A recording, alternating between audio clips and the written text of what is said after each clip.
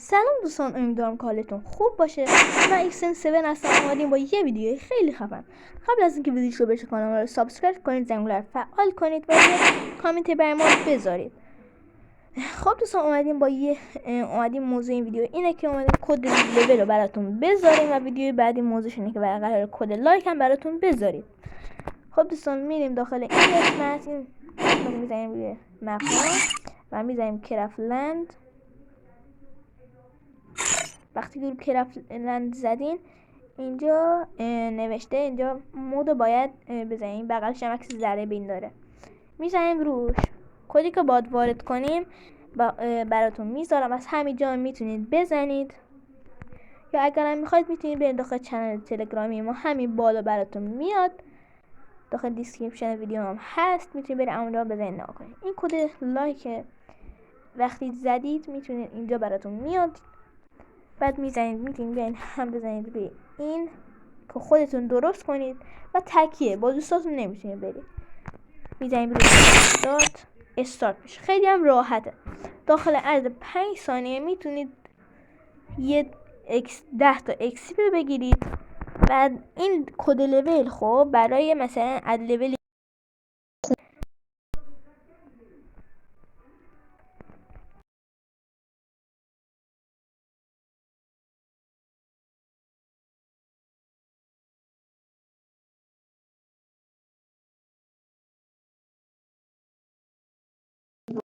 مثلا لول 50 مثلا به درد نمیخوره. خب ما اینجا میایم استارت کردیم، به همون 10 تا XP داد.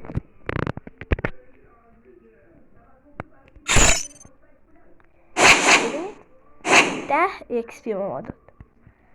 هر دفعه استارت میکنیم به همون 10 تا XP میده و برای اونه که لول اپ پس زدن خیلی خوبه. با این میتونید حداقل اکسپورت میکنید، لول 30 کنید، لول اپ کنید یا میتونید دریافت کنید. و این یه باتی داره، یه دونه رباته. با ربات، اون رباتش فعلا ساخته نمیشه، ربات هم ساخته شد، میتونید با اون ربات یعنی در عرض در یه روز لولتون رو راحت به لول 100 برسونید، یعنی یه روز لول 100 برسونید. من این براتون کدشو فعلا گذاشتم.